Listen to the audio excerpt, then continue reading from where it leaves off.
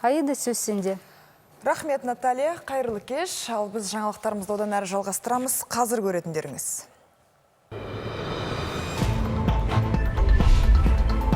Медициналық сақтандырудың ең тиімді тұсы тегін дәрілер болмақ па? Бұдан бұлай 18 жасқа дейінгі балаларға дәрігер жазып берген барлық дәрі тегін берілеме. Ал онсыз да үнемі кешіктірілетін кейбір науқастардың тегін дәрілері неге жыл аяқталмай жатып бітіп қалады? Говорят, все, уже деньги кончились.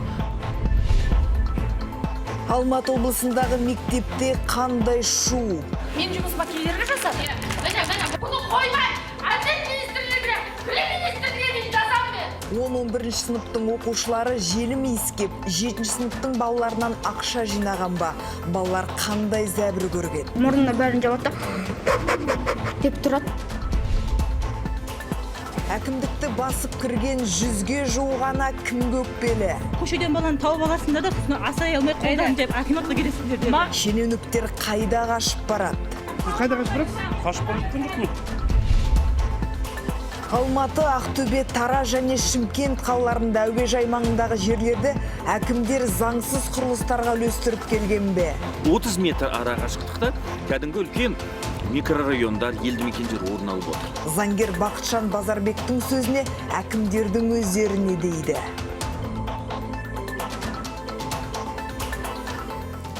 Алматы облысы Іле ауданының Ащыбұлақ ауылдық округіндегі 100-ге жуық азамат ауылдық әкімдікке басып кірді.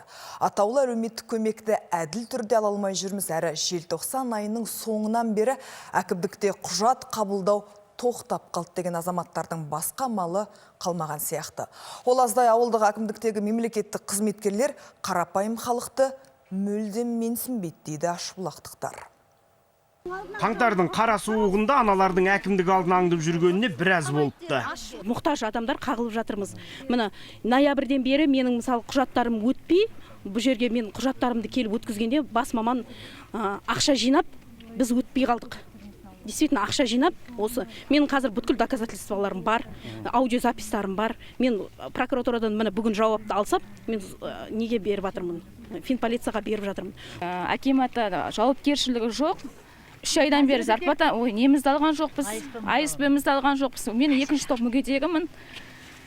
Бұл жерде документ қабылдаймыз, үстіндегі мамамыз шығып кеткен болатын. Бізді қаратып отыр, логин, пароль керек дейді. Әлеуметтік жәрдемақының базасын ашу үшін электронды логин мен құпия сөз керек. Ал бұл кілт осыған дейін әкімдіктегі жалғыз адамда болыпты. Оның өзі қызметінде кемшіліктер анықталған соң жұмыстан шығып кеткен. Ол аздай әкімнің орынбасары халыққа қатты сөздер айтып, мазақтап, масқаралайды дейді бұндағылар. Дилараны шақырып алды айтты. Күйеу балаларға ғана беріледі, күйеу жоқтарға берілмейді деп неге айтпайсың мына қызға деді. Көшеден баланы тауып аласыңдар да, сосын асырай алмай қолдан деп акиматқа келесіңдер деді. Маған мен де Ал ауыл әкімі орынбасарының кабинеті құлыптаулы. Сөйтсек орынбасар көрші кабинетте отырып, халықтың өзін іздеп жатқан естімей қалыпты. Әрең табылған шенеунік ұстатқысы келген жоқ.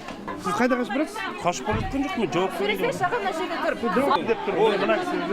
Олардың айтқан нәрсесін мен жоққа шығарамын. Тағаты таусылған жұрт әкімнің өзін іздей бастады. Ащыбұлақтың жаңа әкімі жұмысына кіріскеніне 2 апта болған екен. Аудандық әкімдіктен жеткен шенеунік ашынған аналарды көріп, абдырақ қалды. Қазір жаңа жылдан бастап, логин пароль алдым, қазір қабылданып жатыр. Қабылдап жұмыс жүреді. Айта кетейік, Ащыбұлақ ауылдық округінің бұрынғы әкімі жер телімдерін үлестіру кезінде пара алған үшін сотталып кеткен. Ащыбұлақтықтар жаңа әкім жәрдемақы мәселесін тезірек шешсе деп үміттенеді.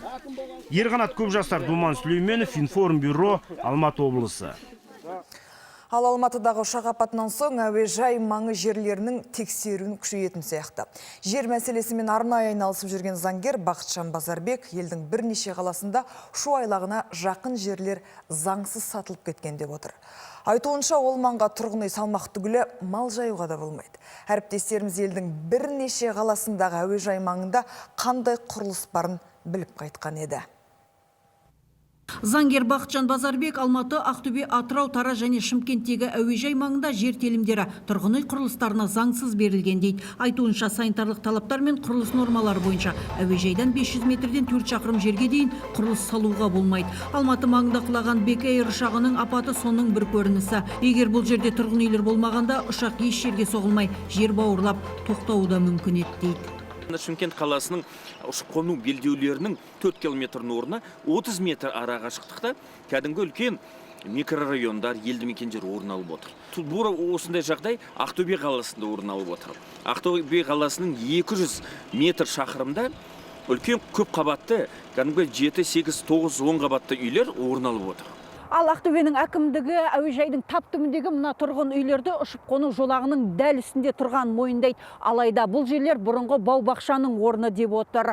Және тұрғындар бұл жерлердегі баспаналарын легализация кезінде жаппай жекешелендіріп алған. Қаладағы құрылыс нысандарын салу үшін жер бөлетін биліктегілер бүгінгі күнге дейін әуежайдың маңында заңсыз берілген жер телімдері болмады деп отыр.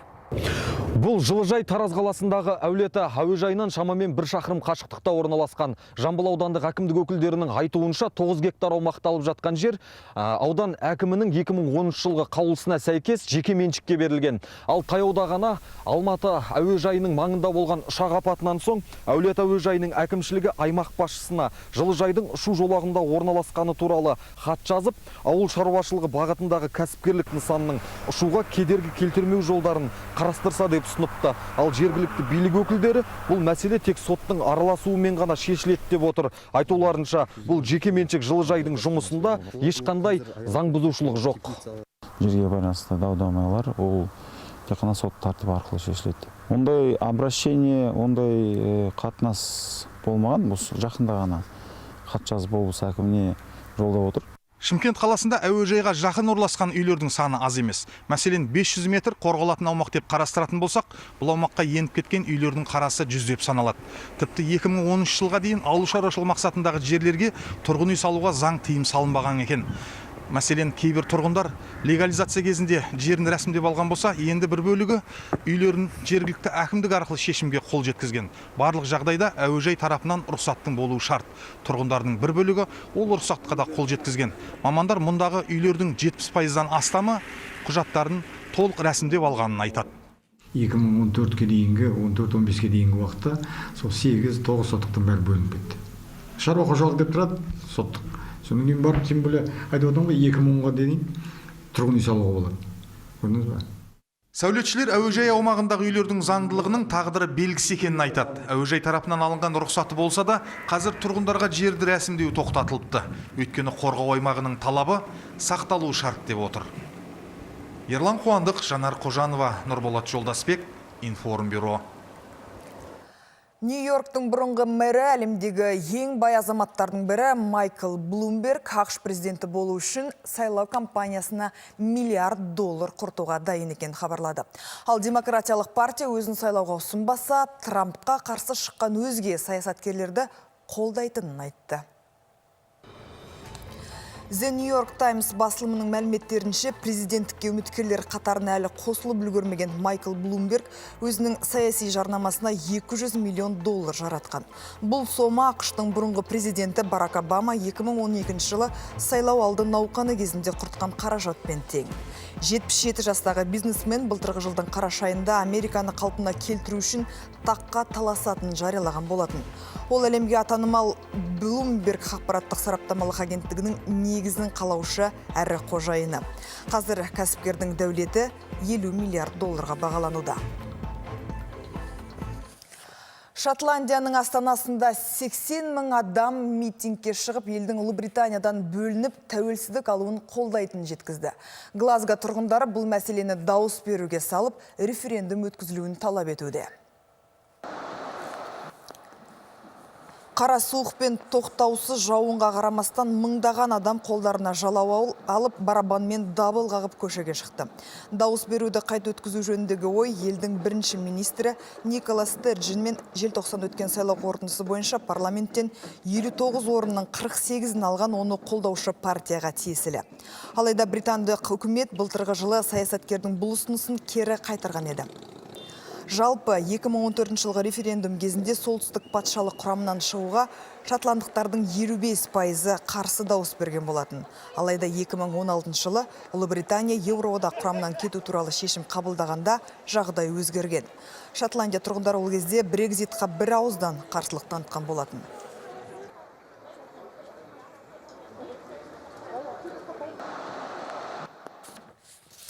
Ел жаңалықтарына оралсақ, биылдан бастап тегін берілетін дәрілер тізімі ұлғайды. Енді тегін таратылатын дәрілермен бұрынғыдай 5 жасқа дейінгі емес, 18 жасқа дейінгі балаларда қамтамасыз етілетін болды. Олардың ішінде ең жиі сатып алып жүрген ыстықты түсіретін және қабынуға қарсы препараттар мен антибиотиктер бар.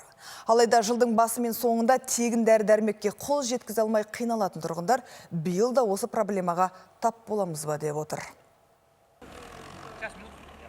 Жаңа 225 дәрінің атауы кіріп, дәрілер тізімі ұлғайды деген жаңалыққа Людмила Лысина аса қуанып отырған жоқ. Өйткені дәрігердің жазып берген нұсқауымен қажетті препараттар бәрібір уақытында қолымызға тимейді дейді. Дәріхана сөрелерінде таусылып қалатын кездер емделушіні әбден жалықтырған сыңайлы.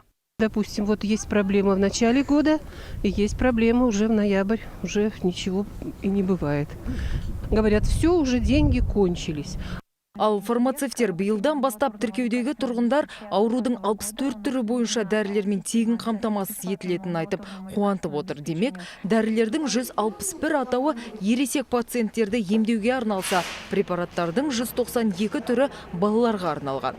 Қоймадағы жаңадан енгізілген препараттар жөнелтілуге дайын дейді мамандар, бірақ уақытылы жеткізілуге келгенде кепілдік жоқ сияқты. Әр жылы бұл жағдай әрине болуы мүмкін, бірақ уақытша. Мысалы, осы жылы өкінішке орай бір өңірде ауа райы жағдай болғандықтан, өйткені мысалы жол жабылды. Жалпы тегін берілетін дәрілер тізіміне жүректің ишемиялық ауруы, артериялық гипертензия, өкпенің созылмалы ауруы, қант диабеті, онкологиялық аурулар, АИТВ инфекциясы және тағы басқа ауру түрлері кіреді. Жаңартылған тізімде инфекциялық паразиттік аурулар мен жүйке жүйесі, тері және тері асты клетчаткасы ауруларына қарсы дәрілер бар. Тегін дәрі-дәрмек алу үшін науқас бірінші кезекте тұрғылықты мекен-жайы бойынша емханаға тіркелуі тиіс. Кейін емханада диспансерлік есепке алынып, емделуші тұрақты түрде дәрігерге қаралады. Дәрігер ем түрін тағайындап, қажетті препараттар нұсқаулығын жазып беріп отырады. Айжан Иманғалиева, Нұркен Тоқмурзин, Информбюро, Нұр-Сұлтан. Білім және ғылым министрі Асхат Аймағамбетовтің назарына. Алматы облысына қарасты Ескелді ауданындағы Шоқан Уәлиханов атындағы мектепте сұмдық жағдай. 7-ші сыныптың оқушылары, үлкен сыныптың балалары ақша сұрап әлімжеттік көрсетті деп шағымданып отыр. Жәбір көрдік деген балалардың сөзінше 10-11 сыныптың оқушылары кіші сыныптың балаларын желімге жіберіп, оны иіскеп, ойларына келгендерін жасатады екен. Пакетті асын бұлай, несі бұлай, бабочка жасап салатта, салатта бұлай үрлейді, мұрнына бәрін жауатта деп тұрады. Сосын не болады? Сосын бұлай, қуат бұлай. Бастар айналып осылай жүреді, арақшыған адамдар жасап. Қинады, отырғыз бір седания бәрі жасады. Мені бұлай отжимание жасатқызды, сосын тұрды, ордар жүгір деді, сосын біз тұрдық. Сосын қайтан отырғыз, қайтан бір седания жасатқызды, жатқызды, тұрғызды. Бізден ақша сұрайды. Мектептегі жоғары сынып оқушылары осылай қинайды деп 7-ші сынып оқушысы айтып тұр. Ол әлімжеттік көрдім деген жалғыз оқушы емес. Сыныптасы да ақша талап ететін 11-ші сыныптың балалары оларды дүкенге желім алып келуге жіберіп, көздерінше оны иіскеп, айтқандарын жасататындарын жеткізді. Ал жоғары сыныптың оқушылары бұл балалардың сөздерін жоққа шығарды. Желімді мүлдем иіскеп көрмегенбіз, ақша сұрамағанбыз, әлімжеттік көрсетпедік, барлығы жала деді олар. Керісінше әлімжеттік көрдік деген оқушылар Free Fire деген ойын ойнайды. Ақшаны сонда жұмсайды деп өздерін айыптады. Ал жоғары сынып оқушыларының ата-аналары жанында болмағандықтан олардың сұхбаттарын эфирге бермедік. Менің көкейімді тесіп баратқан, менің балам бұл жерде издевательствосы тесіп баратыр. Енді сендер ойлайсыңдар ма, мынаның күйеуі жоқ, бұны баласына издевательство жасауға болады деп. Бұны қоймаймын. Әділет министрлігіне, білім министрлігіне дейін жазамын мен. Ескелді ауданына қарасты Қарабұлақ ауылындағы дүкен сатушысы дәл осы супер монолит клейін мектеп оқушылары жиі сатып алатынын растады. Бірақ бұл жөнінде камера алдында сұхбат бере алмайтынын жеткізді. Себебі ол алдағы уақытта жұмысынан айырылып қалады ма деп қорқады. Ал айғай-шу болып жатқан Ескелді ауданындағы Шоқан Уәлиханов атындағы мектептің директоры мұндай сұмдықты бірінші рет естігенін айтады. Бірінші іздеп отырмын, бұдан клей ескеді бүйткен. Ондай бізде жағдай жоқ ондай. Бізде бәрі тәртіп. Нақты жұмыс істейміз. Балаларымның тағдырын алаңдаймын деген ана осы мектепте оқитын 3 баласында басқа мектепке орналастырмақ. Бірден кітаптарын өткізуге кірісіпті. Ал Шоқан Уалиханов атындағы мектептің қазақ тілі мен әдебиет пәнінің мұғалімі түсірілім тобына неге екені белгісіз жұмыс жасауға кедергі келтірді. Міне мұғалімдердің өзі мынандай. Қараңыз, мына мектеп мұғалімдер осындай. Самал Қабышева, Қанат Өмірәлинов, Информбюро, Алматы облысы. Атырауда мұз жарылып суға кеткен 2 баланың мәйіті табылды. Бұл жаңа жыл басталған 13 күннің ішінде болған 3-ші қайғылы жағдай. Төтенше жағдайлардың көбі аязды күндердің аз болып, өзен беттерінің қажетті деңгейде қатып үлгермеуінен болады екен. 11 қаңтар күні түскі уақытта шаналарын жетектеп ойнауға кеткен 2 жасөспірім ізім қайым жоқ болып кеткен. Өзек бойында шаналары ғана қалыпты. Тәуліктен астам уақыт іздеген құтқарушылар қос жеткіншектің денесін Перетаска өзегінен 2 тәуліктен соң алып шықты. Соответственно, были сформированы поисковые группы. Алғашында аман-есен тауып аламыз деп үміттендік, алайда бір күн бойға іздеу жұмысынан нәтиже шықпады. Екінші күні қосымша бригада қостық, өзенге сүңгуірлер түсірдік. Осылайша кешкі уақытта жасөспірімдердің денесі судан табылды. Өкінішке орай Атырауда жыл басталғалы осымен 3 жасөспірім мұзға түсіп кетіп мерт болды. Жуықта Жайық өзенінің үстінен өтпек болған 4 жеткіншек ойылған мұзға түсіп кеткен еді. Біреу өз күшімен жағаға жүзіп шыққан. Екеуін өтіп бара жатқан полицейлер құтқарып қалған. Өкінішке орай біреуі қаза болған еді. То есть это 2 факта было, произошли у нас в выходные дни. Бұл 2 фактіде балалардың ата-аналары мен оларға жауапты адамдар үйде болған кезде, яғни аптаның демалыс күні орын алған. Осы ретте айтайын дегеніміз, жұқа мұзға шыққан адамдар үшін ешқандай жауапкершілік қарастырылмаған. Мұздың қалыңдығы небәрі 5-10 сантиметр шамасында. Сондықтан емін-еркін ойнап, әрлі-берлі жүруге өте қауіпті дейді мамандар. Қайғылы жағдай қайталанып, құтқарушылар дабыл қағып жатса да, мұз үстінде жүргендердің қарасы әлі де көп. Дәл қазір Жайықтың бетінен топ-топ болып отқан балықшыларды көруге болады. Олардың айналасында ойнап жүрген балалар да бар. Жуықта ғана атыраулық полицейлер мұз үстінде велосипедпен серуендеп жүріп, суға түсіп кеткен атыраулық азаматты құтқарған еді. Өкінішке орай мұндай жауапсыз тұрғындарды құтқарушылар тек қана ескертумен ғана сақтандыра аламыз дейді. Жанат Молдашева, Фархат Тажбаев, Информбюро, Атырау облысы. Ал Алматы облысының Қарасай ауданы әкімдігі мектеп оқушыларының тасымалын шеше алмай отыр. Себебі көлік компаниясына берер қаржы қаңтардың соңына қарай бөлінбек. Ал келісімге келер автобус иелері балаларды тегін тасымаймыз депті. Тіпті аудандағы Сауыншы ауылының 150-ден асатын оқушысы көрші ауылдағы мектепке жете алмай сабақтан қалуда. Қиындықтың барын мойындаған әкімдік енді көлік іздеп әлек. 18 орындық шағын автобусқа 40-50 оқушының тиеп алған көлік орнынан әрең қозғалды. Бұл Қарасай аудандағы Еңбекші ауылындағы мектептен бірінші ауысымнан шыққан Сауыншы ауылының балалары. Көліктің жоқтығынан 2 күн сабақтан қалған оларды мектеп әкімшілігі мектепке тасымалдауға әрекет етуде. Онсыз да күрделі оқу бағдарламасынан балалар қалып қоймасын деп мектеп директорының 3-ші күні тапқан амалы екен. Мен 2 балам бара алмай қалды мектепке мына. Үйде ғой енді. Үйде. Мына балдар көпіні балдар қап қалды. Қашан жібересіз оларды балаларды? Енді балдар қашан автобус келгенде, жақсы автобус келгенде. Артық багізмейміз енді қалай несі. Балалардың не жазығы бар, соны енді мына жерде акимат бар, мектеп директоры бар. Кішкене бірден кейін не ұтып алды дейді, тендері бітіп қалды дейді, ана автобустың. Ол сөз бе ол? Сауыншы ауылынан мектебі бар Еңбекшіге ойлы қырлы даламен тіке тартса 3 шақырым екен. Ал көлік арқылы жолмен барса 15 шақырым болады. Ауылға қоғамдық көлік те таксиде келмейді дейді тұрғындар. Ал Қарасай ауданының әкімдігі Сауыншыдан басқа тағы 1-2 ауылдың оқушыларын мектебіне жеткізе алмай отырмыз дейді. Біздің бюджет бөліну осы қаңтар айының соңына белгіленіп тұр. Сол бөлінгеніне қарай біз сол жауапты мекемемен, тасымалдаушы мекемемен келісімшартқа отырамыз. Олар сол кезден бастап несін тасымалдау қызметін көрсетпекші. Ал әкімдік бұған дейін тасымалдаушымен кепілхат арқылы жұмыс істеген. Қаржы бөлінгенге дейін автобус оқушылар тегін тасыған. Олар әкімдікке сенбейміз деп биыл кепілхатпен жұмыс істеуден бас тартқан. Аудан әкімдігі автобус мәселесін осы апта шешуге уәде берді. Жарас Ниязбек, Владислав Шишко, Информбюро, Алматы облысы. Ал Петропавлда белсенді азаматтар мемлекеттік балабақшалардағы қазақ топтарының жабылуына қарсы шықты. Өйткені сенімгерлік басқаруға алған кәсіпкерлердің бірі қазақ тобын жапқан дейді. Мектеп пен тіл мәселесінде көтерген ақсақалдар алқасы мен қоғам белсенділері бүгін Нұр Отанға жиналды. Ақсақалдар алқасының мүшелері қоғам белсенділері қазақ мектептерінің аздығына, мемлекеттік балабақшадағы қазақ тобының жабылуына қарсы. Мәселен, Петропавлдағы Игушка балабақшасы жеке кәсіпкердің басқаруына беріліп, мекеме басшылығы ондағы қазақ тобын жауып тастапты. Ертең мысалға әркім керекті өзі, ой, мына қазақ тілді қазір ешкім сұраныс жоқ, қазақ тілдің бәрін қысқарта берсе не болады? Бұл енді бірінші бастамасы ғана. Ертең тағы басқа нелер өтеді деп айтсыздар. Сонда қаншалықты бұл дұрыс? Ал білім басқармасындағылар топтың жабылып қалғанын білмегенін айтып ақталды. Наше упущение здесь было. Я же сразу сказал, что мы не вмешались вовремя в данный процесс, и оно не было согласовано ни с управлением образования. И у управления образования не было намерения закрывать какие-либо группы. Ел қазақ тілі қоғамының жұмысын жандандыру керек дейді. Бірнеше жылдан бері ұйым жұмыс істемей тоқтап қалған көрінеді. Орталықта қазақ мектебі қазір шайнертен мектебі ғана қалды.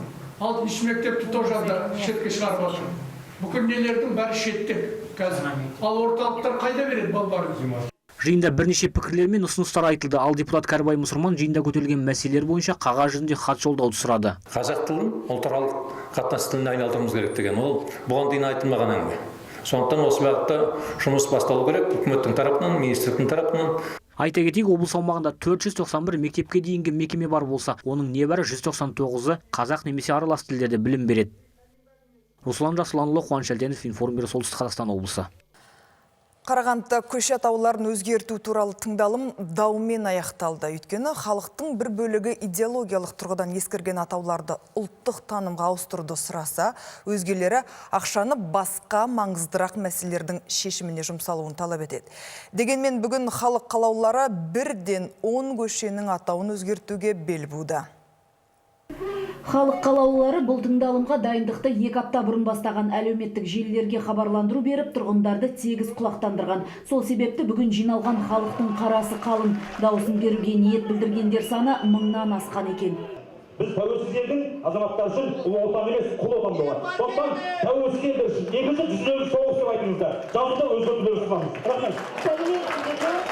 Тұрғындар ашуланатындай жөніміз бар дейді, өйткені Қарағанды көшелерінің түсініксіз аттарынан көз сүрінеді. Халық Волочаевская, Зональная, Защитная, Кривогуз, Ленин сынды атауларды жаңартатын уақыт келді дейді. Дегенмен бұл пікірмен келіспейтіндер өре түре келді. Олар бюджеттен бөлінетін қаражатты қаланы абаттандыруға жұмсауды талап етеді. Но у меня вот такой вопрос. Биліктегілер кететін шығынды өз мойындарына ала ма? Қарағандыда басқа да проблемалар жетіп жатыр. Осылайша 700-ден астам көшесі бар Қарағандының бүгін 10-ның атауын өзгертуге дауыс берілді. Ленин, Абай Құнанбаев, Приканальная, Сарыарқа, Кривогуза, Қасым Аманжолов, Защитная, Григорий Потанин, Зональная, Александр Затаевич, Олимпийская, Нарманбет Төлепов, Волочаевская, Қамали Дүйсенбеков, Кувская, Қазбек Нұржанов, Нұржанов Мерей деп аталатын болды.